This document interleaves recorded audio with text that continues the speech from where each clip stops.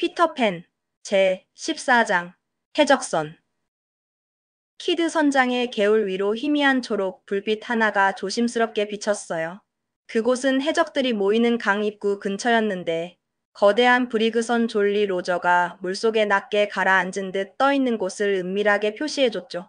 배는 마치 오랜 시간 거친 바다를 떠돈 더러운 무법자처럼 보였어요. 그녀의 모든 들보는 혐오스러웠고 마치 찢어진 깃털들로 뒤덮인 낡은 땅처럼 처참했죠. 이 배는 바다의 잔혹한 식인종과 같았지만 사실상 거의 경계할 필요도 없었어요. 그녀는 오직 그 이름이 주는 순수한 공포감 속에서 아무런 위협도 받지 않고 떠 있었으니까요. 그 존재만으로도 충분히 공포스러웠던 거죠. 배는 짙은 밤의 담요로 두툼하게 쌓여 있었고 그 덕분에 배에서 나는 어떤 미세한 소리조차 해안에 닿을 수 없었을 거예요. 배 안은 거의 완벽한 고요함에 잠겨 있었죠. 단지 스미가 앉아 작업하는 배의 재봉틀 윙윙거리는 소리만이 그 정적을 깨뜨릴 뿐이었어요. 그는 언제나 부지런하고 친절한, 너무나 평범해서 오히려 애처로운 스미였어요. 저는 그가 왜 그렇게 한없이 애처로운지 정확히 모르겠네요. 아마도 그 자신이 자신의 애처로움을 너무나 의식하지 못했기 때문이 아닐까요? 그는 자신의 불쌍한 처지를 전혀 자각하지 못하고 있었던 거죠. 하지만 심지어 가장 강인한 남자들조차 그를 바라보는 것을 피하려 했고, 여름 저녁이면 한두 번씩 후크 선장의 메마른 눈물샘을 자극해서 기어이 눈물이 흐르게 만들기도 했어요. 이런 일에 대해서도 거의 모든 다른 일들과 마찬가지로 스미는 전혀 의식하지 못했으니 그의 무지는 그의 애처로움을 더욱 깊게 만들었죠. 몇몇 해적들은 뱃머리 난간에 기대어 서서 밤의 시원한 공기를 깊게 들이마시고 있었어요. 다른 이들은 갑판 위에 놓인 커다란 통 옆에 편안히 드러누워 주사위나 카드게임을 하며 시간을 보내고 있었고요. 그리고 작은 집을 옮기느라 지쳐 쓰러진 4명의 포로는 갑판에 엎드려 깊은 잠에 빠져 있었지만 잠결에도 그들은 후크 선장의 손이 닿지 않도록 능숙하게 이리저리 굴러다녔어요. 그가 혹시 지나가다가 무심코 그들을 할퀴지 않도록 기계적으로 피하는 모습이 그들의 비참한 일상을 보여주는 듯했죠. 후크 선장은 깊은 생각에 잠긴 채 갑판을 밟고 있었어요. 아, 정말 헤아릴 수 없는 남자였죠. 지금이야말로 그의 승리가 절정에 달하는 시간이었어요. 피터팬은 그의 길에서 영원히 제거되었고 다른 모든 소년들은 브리그선에 단단히 잡혀 있었으니 곧 잔혹한 판자를 걷게 될 테니까요. 이건 그가 한때 강력했던 바베큐 선장을 굴복시켰던 그 오랜 날들 이후로 그의 가장 음울하고 사악한 행동이었을 거예요. 그의 악행의 역사가 다시 한번 새로운 장을 쓰게 된 것이죠. 우리가 인간이라는 연약한 장막이 얼마나 헛되고 무상한지 잘 알고 있으니 그가 이제 그의 엄청난 성공이라는 바람으로 배를 잔뜩 불룩하게 내밀며 불안정하게 갑판을 걷고 있었다면 우리가 과연 놀랐을까요? 하지만 놀랍게도 그의 걸음걸이에는 그 흔한 의기양양함이 전혀 없었어요. 오히려 그것은 그의 깊고 음울한 마음의 작용과 섬세하게 보조를 맞추고 있었죠. 후크 선장은 지독히도 낙담해 있었어요. 그의 내면은 승리의 기쁨 대신 침울함으로 가득 차 있었던 거죠. 그는 밤의 깊은 고요함 속에서 배 위를 홀로 거닐며 자신과 깊이 대화할 때 종종 이런 상태에 빠지곤 했어요. 너무나 끔찍하게 외로웠기 때문이었죠. 이 불가해한 남자는 그의 수많은 부하들에게 둘러싸여 있을 때조차 단 한 번도 이토록 외롭다고 느낀 적이 없었어요. 그는 늘 그들과 거리를 두었으니까요. 그들은 사회적으로나 교육적으로 그보다 훨씬 열등했기에 그에게 진정한 동료가 될 수 없었죠.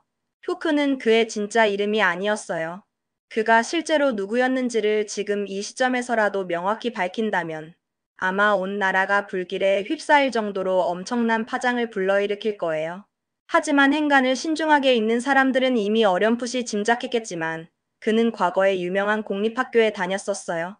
그리고 그 학교의 엄격한 전통들은 여전히 낡은 옷처럼 그에게 끈질기게 달라붙어 있었는데 사실 그것들은 주로 의복과 관련된 규율들이었죠.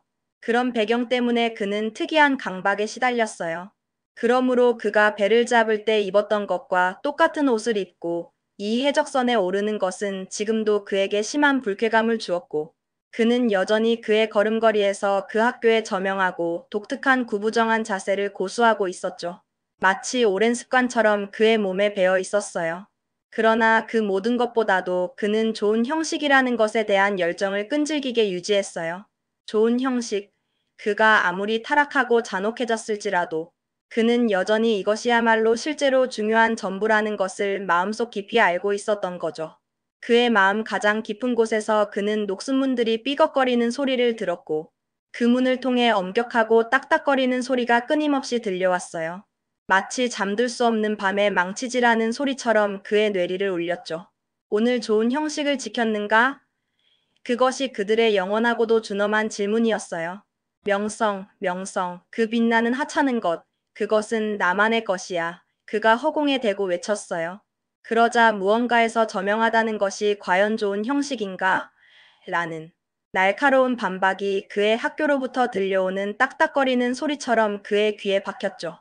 나는 한때 바베큐 선장이 두려워한 유일한 남자였어. 그가 끈질기게 주장했어요. 그리고 플린트도 바베큐 선장을 두려워했지.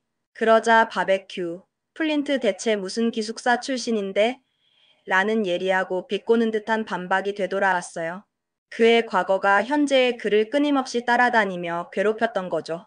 모든 생각들 중에서도 가장 불안하고 깊은 성찰은 바로 이것이었어요. 좋은 형식에 대해 깊이 생각하는 것 자체가 나쁜 형식이 아닌가 하는 의문이었죠. 그의 내장은 이 복잡한 문제로 인해 심하게 고문당하고 있었어요. 그것은 그의 마음속에 박힌 갈고리였는데 그 어떤 철제 갈고리보다도 더 날카롭고 고통스러웠죠. 그리고 그 갈고리가 그의 마음을 찢으면서 땀이 그의 수지처럼 끈적거리는 얼굴을 타고 흘러내려 그의 더블릿의 얼룩덜룩한 줄무늬를 만들었어요. 마치 그 고뇌가 그의 육신에까지 영향을 미치는 듯 했죠. 종종 그는 그의 얼굴을 가로질러 그의 소매를 무심코 문질렀지만 그 땀의 흐름을 막을 수는 없었어요. 아, 가엾은 후크 선장을 부러워하지 마세요. 그에게는 자신의 조기 해체, 즉 파멸의 예감이 불현듯 찾아왔어요. 그것은 마치 피터팬의 끔찍한 맹세가 입의 위로 고스란히 올라온 것 같은 섬뜩한 느낌이었죠. 후크는 그의 임종연설을 미리 하고 싶은 우울하고도 기묘한 욕망을 느꼈는데 아마 현재로서는 그걸 할 적절한 시간이 없을지도 모른다는 생각 때문이었을 거예요. 미리 죽음을 준비하려는 듯한 그의 모습은 더욱 처절해 보였어요. 후크에게는 야심이 덜했더라면 더 좋았을 거야. 그가 갑자기 외쳤어요. 그건 그의 가장 어둡고 비참한 시간들에만 그가 자신을 3인칭으로 언급하며 스스로를 객관화시키는 독특한 습관이었죠. 나를 사랑할 어린아이들이 없어. 이상하게도 그가 이런 생각을 해야 했는데 이것은 전에 단 한 번도 그를 괴롭힌 적이 없던 생각이었거든요. 아마도 스미의 재봉틀 소리가 그의 마음에 갑자기 이런 생각을 떠오르게 했을지도 모른다는 생각이 들었어요. 오랫동안 그는 자신에게 끊임없이 중얼거렸는데 그 와중에도 스미를 뚫어지게 응시하고 있었죠. 스미는 모든 아이들이 자신을 두려워한다는 확신 아래 평온하고도 느긋하게 옷단을 접고 있었거든요. 그를 두려워한다고, 스미를 두려워한다고. 하지만 사실 그날 밤 브리그선에는 이미 스미를 사랑하지 않는 아이는 단 한 명도 없었어요. 후크는 그들에게 끔찍한 말들을 퍼부었고 주먹으로 때릴 수는 없었기에 그의 손바닥으로 그들을 때렸죠. 그러나 놀랍게도 아이들은 그에게 더욱 끈질기게 매달릴 뿐이었어요. 마이클은 호기심에 그의 안경을 써보기도 했었죠. 불쌍한 스미에게 아이들이 그를 사랑스럽다고 생각한다고 말하다니. 후크는 그 말을 전하고 싶어 입이 근질거렸지만 그건 너무나 잔인한 행동처럼 느껴져 참아할 수 없었어요. 대신 그는 이 복잡한 수수께끼를 그의 마음속에서 곰곰이 생각하며 곱씹었어요. 왜 아이들은 스미를 사랑스럽게 여기는 걸까? 그는 마치 먹잇감을 쫓는 탐정견처럼 그 문제를 끈질기게 파고들었죠. 만약 스미가 정말 사랑스럽다면 그를 그렇게 만드는 건 도대체 무엇이었을까요? 갑자기 끔찍한 대답이 그의 머릿속을 스쳤어요. 좋은 형식? 갑판장 스미가 그것을 전혀 알지 못하고 좋은 형식을 가지고 있었던 걸까요? 그것이야말로 모든 형식 중에서도 최고인데 말이에요. 그는 과거의 팝의 적격이 되기 전에 좋은 형식을 가지고 있다는 것을 증명해야 한다는 것을 기억해냈어요. 분노가 치밀어 오른 후크는 외침과 함께 스미의 머리 위로 그의 끔찍한 철제 손을 번쩍 들어 올렸어요. 그러나 그는 끝내 스미를 찢지 않았죠. 그를 멈추게 한 것은 다름 아닌 이 놀라운 성찰이었어요. 만약 남자가 좋은 형식을 가지고 있기 때문에 그를 할킨다면 그것은 대체 무엇이겠는가? 그 순간 그의 머릿속에서 나쁜 형식이라는 답이 메아리 쳤어요. 불행한 후크는 축축한 것만큼이나 무력했고 마치 잔인하게 잘린 꽃처럼 힘없이 앞으로 쓰러지고 말았죠. 그의 고통과 모순은 그를 완전히 압도했어요. 그의 부하들은 그가 잠시 길을 비켜준 거라고 생각하여 규율이 즉시 느슨해졌어요. 그들은 흥겹게 주신 채 춤을 추기 시작했는데 그 소리가 그를 즉시 발로 차듯이 일으켜 세웠죠. 그 순간 인간적인 약함의 모든 흔적이 그에게서 완전히 사라졌어요. 마치 차가운 물 한 양동이가 그의 머리 위를 지나간 것처럼 그는 다시금 냉정하고 잔혹한 해적 선장으로 돌아온 듯 보였죠. 조용히 해, 이 건달들아, 그가 포효하듯 외쳤어요. 아니면 너희에게 당장 닷을 내릴 거야. 그리고 즉시 그 소라는 칼날처럼 잠잠해졌어요. 모든 아이들이 날아가지 못하도록 회사슬로 단단히 묶여 있나? 그가 물었죠. 네, 네. 부하들이 일제히 답했어요. 그럼 어서 그들을 끌어올려. 비참한 포로들이 어두운 선창에서 차례로 끌려 나왔어요. 웬디를 제외한 모든 아이들이었죠. 그들은 그의 앞에 무릎 꿇고 줄지어 배치되었어요. 한동안 그는 그들의 존재를 전혀 의식하지 못하는 것 같았어요. 그는 편안하고 느긋하게 기대어 앉아 멜로디가 없지는 않은 천하고 거친 노래의 단편들을 나지막이 흥얼거렸어요. 그리고 손으로는 카드 한 벌을 끊임없이 만지작거렸죠. 계속해서 그의 시가에서 피어나는 붉은 빛이 그의 얼굴에 색깔을 한 번씩 더해줬어요. 자, 이제 이 불량배들아, 그가 활기차게 그러나 섬뜩하게 말했어요. 너희 중 6명이 오늘 밤 판자를 걸을 거지만 나는 2명의 선실 소년을 위한 자리가 있어. 너희 중 누가 그 자리를 차지할 것인가? 불필요하게 그를 자극하지 마세요. 그건 어두운 선창 안에 갇혀있는 웬디가 아이들에게 조용히 지시한 말이었어요. 그래서 투툴스가 정중하게 앞으로 나섰죠. 투툴스는 그런 사악한 남자 밑에서 선실 소년으로 서명하는 생각 자체가 너무나 싫었지만 그의 본능은 그에게 책임을 부재한 사람에게 전가하는 것이 현명하고 신중한 행동일 거라고 속삭였어요. 그리고 비록 다소 어리석고 순진한 소년이었지만 그는 세상의 모든 엄마들만이 항상 기꺼이 완충제가 되어준다는 것을 본능적으로 알고 있었어요. 모든 아이들은 엄마들에 대한 이런 사실을 잘 알고 있고 비록 그 때문에 엄마들을 속으로 경멸할지라도 그것을 끊임없이 이용하고 있잖아요. 그래서 투툴스는 매우 신중하게 그러나 분명하게 설명했어요. 보세요, 선생님. 제 엄마는 제가 해적이 되는 걸 좋아하지 않으실 것 같아요. 당신 엄마는 당신이 해적이 되는 걸 좋아하실까요? 슬라이틀리?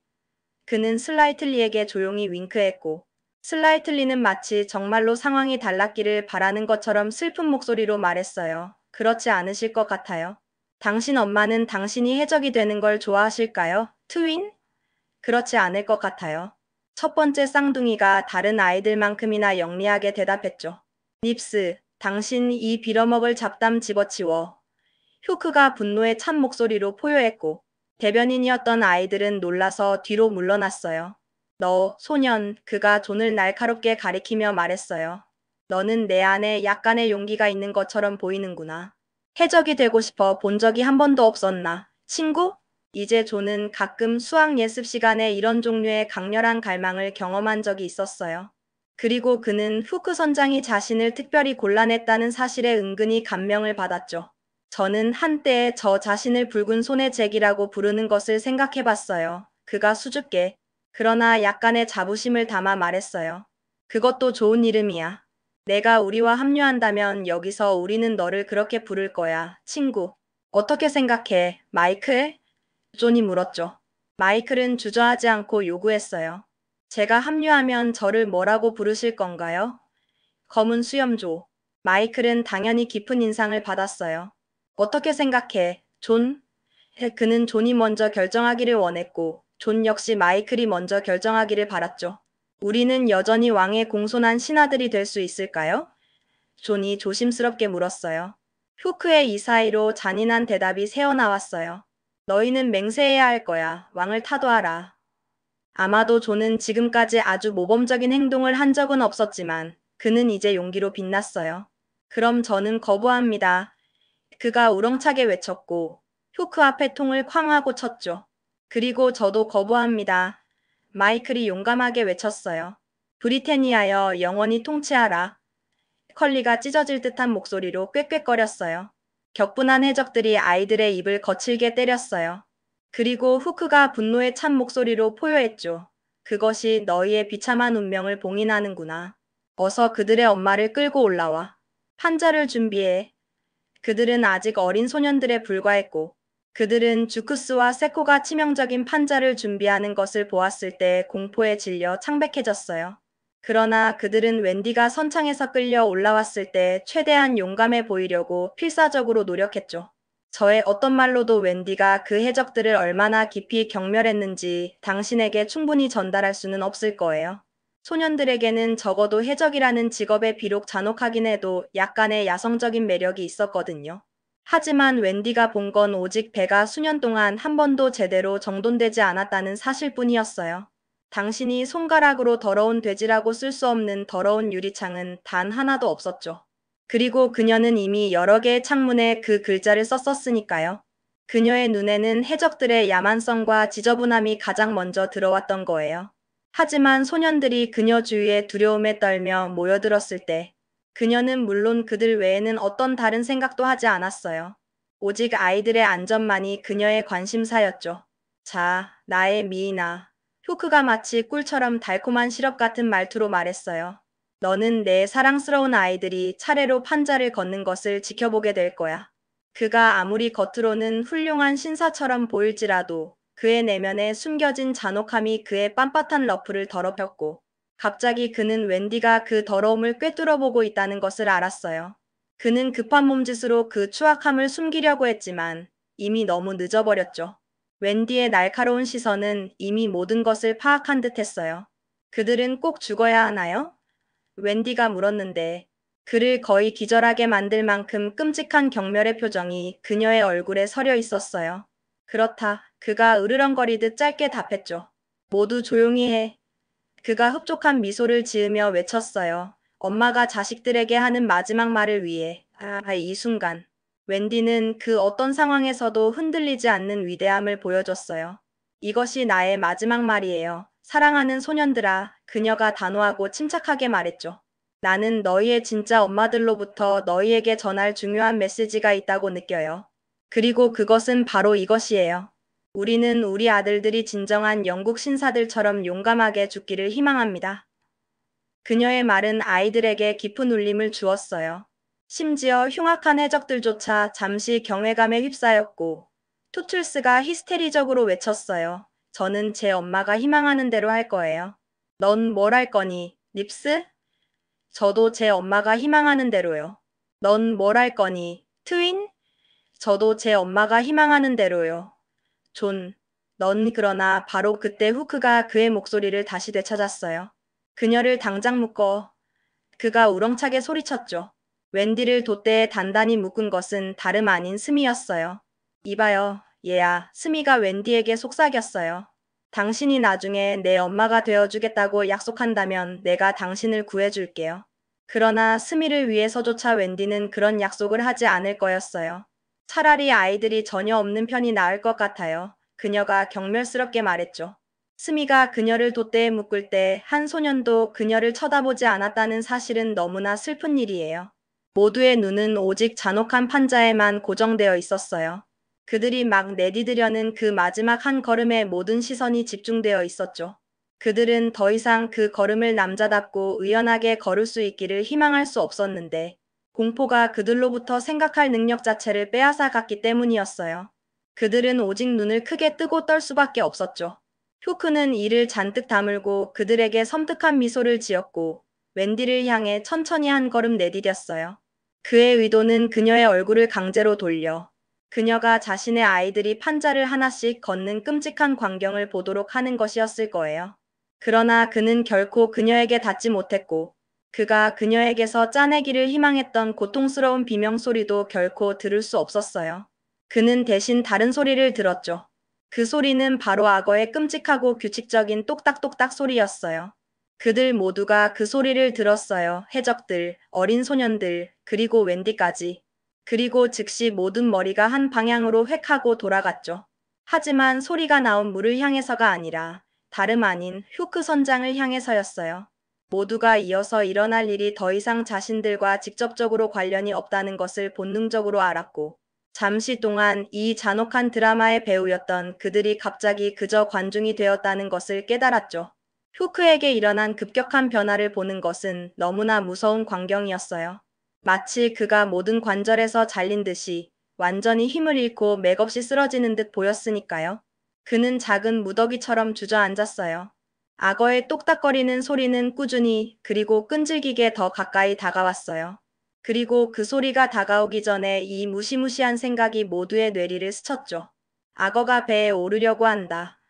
심지어 후크의 상징인 철제갈고리조차 아무런 활동 없이 축 늘어져 매달려 있었어요.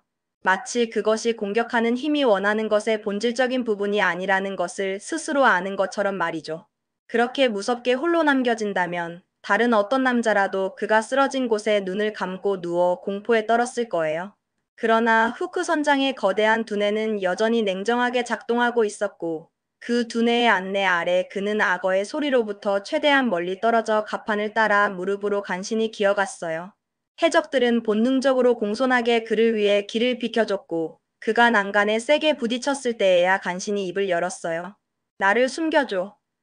그가 쉰 목소리로 필사적으로 외쳤죠. 해적들은 그의 주위에 엉성하게 모여들었는데 모든 눈은 배에 오르고 있는 그 정체불명의 존재로부터 애써 회피되었어요.